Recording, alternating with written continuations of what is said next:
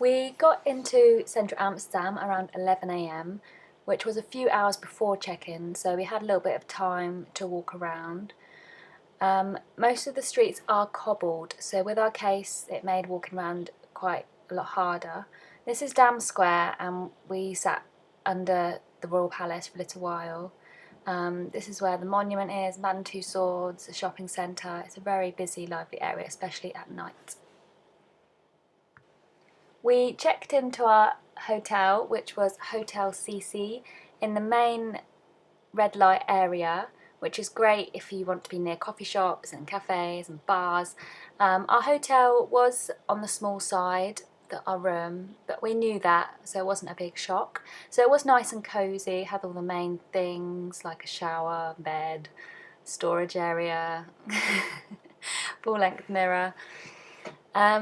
At the time we thought our hotel was opposite a coffee shop called Hunter's, but since booking, or recently, it has closed down. Fear not, there is a Hunter's in the street, just a little bit up the road. And you'll see from here that we are just on the strip, so we have a nice little view of the street.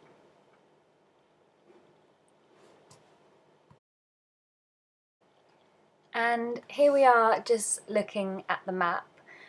Pick up leaflets and things like that, because they will have big maps inside them. I know at Hotel CC at the reception they had a bigger map which showed the red light area and other areas, so do take advantage of free maps.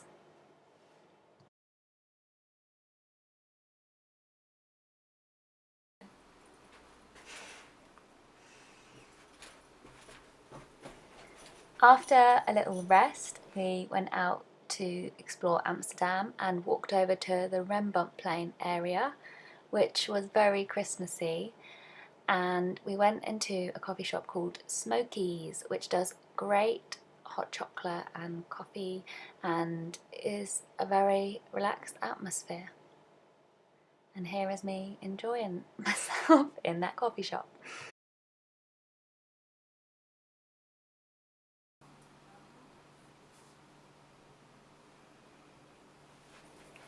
Our first day, very exciting.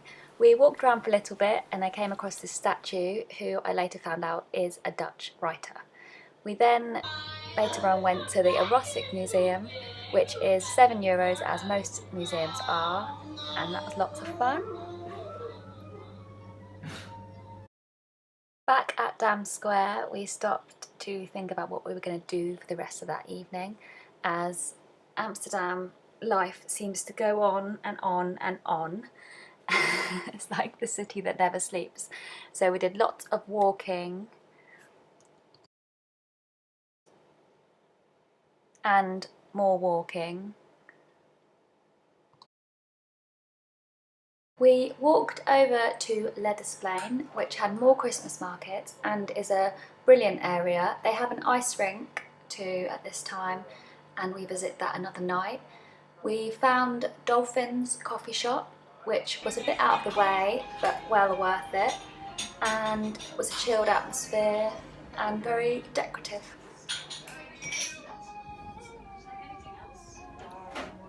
We ended the night at a coffee shop called Hunter's, which is always busy, very popular and a great menu. The next day was kind of slow, and I just wanted to show you my breakfast for the morning. These are waffles. I have them at hotels. They go over your coffee mug and they heat up and melt the middle.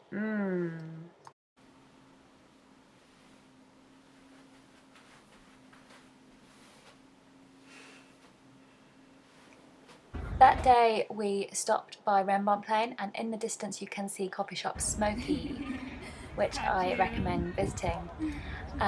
Here are the Rembrantplein statues, which are incredible either in the day or the night.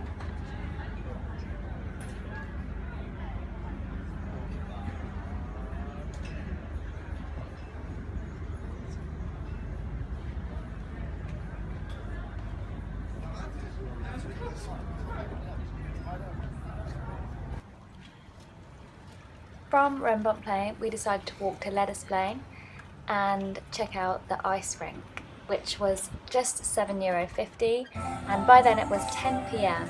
and the night was in its full swing, and luckily we got there and no one was on the ice.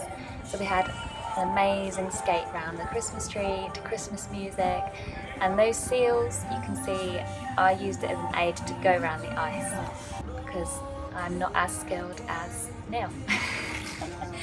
As you will see in the next clip, but I did have tons of fun.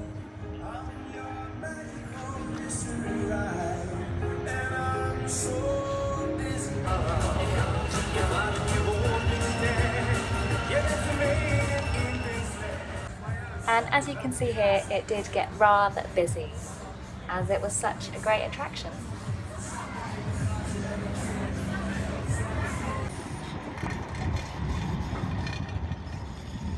We walked through the Dam Square to the red light area again and went to a coffee shop called Wonder Bar, and they have a seating area, 2 rooms and one in the front window.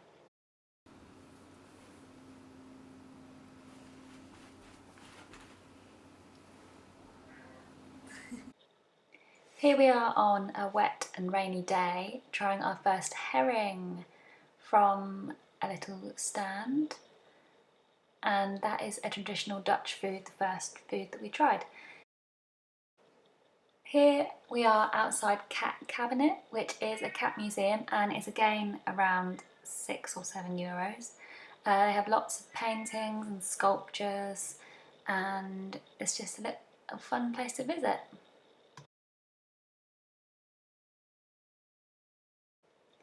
During our stay, we had lots of Fibos, which is hot food in an instant, and you should definitely check it out. A new attraction to the red light area is the red light experience, which is €7, and for that you can learn about the working women. It's slightly comical, it's interesting, and it gives you a sense of compassion towards the women.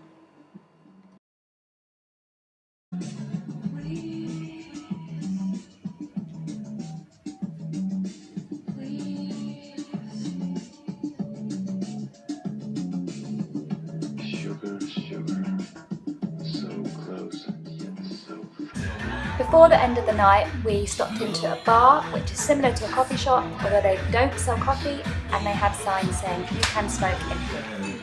We then went over to Hunter's for chocomel with whipped cream.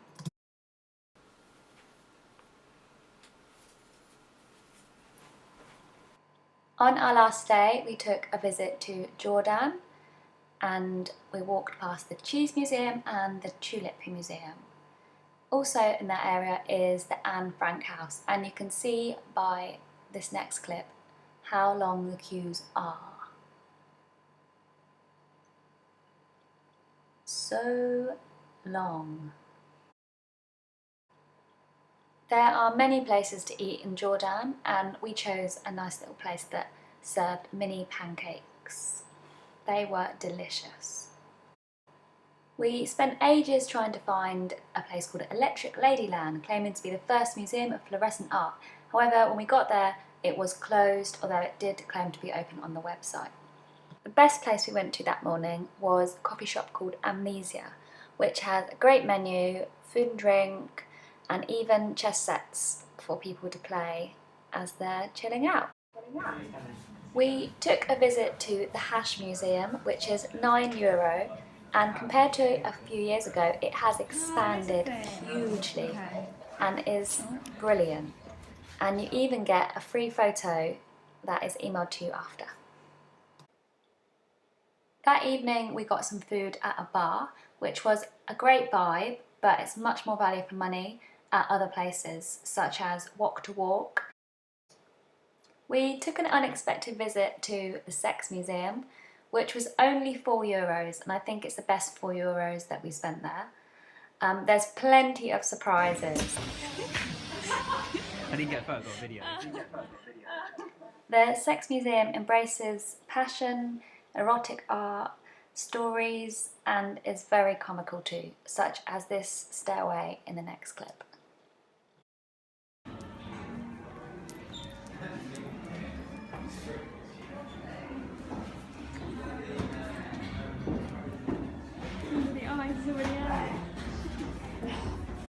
We stumbled in on an art exhibition called Now Babylon, and in it had these interesting sculptures and paintings on the wall and an installation which was huge. And there were a few installations like that dotted around, and there was a DJ and people dancing and drinking, and it was just a really good vibe. So we stayed there to see what happened to the artwork next.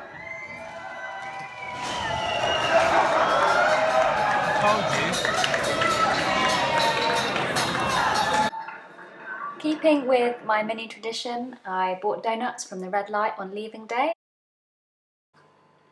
This was our third time visiting Amsterdam, and there are always more things to see and do. It's a big place.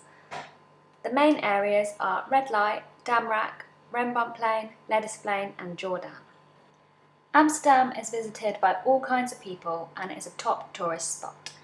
The red light has fallen under the news recently because of the street dealers. However, it is a happy place and there is no need to fear the streets. I did notice there are more bars than ever before and less coffee shops, which is kind of sad. For that reason, apartments are worth looking into as they can cost around the same as a hotel stay and you'd save money with less trips to pricey bars by being able to smoke in your own place. All in all, a fabulous city, brilliant buildings and lots to do.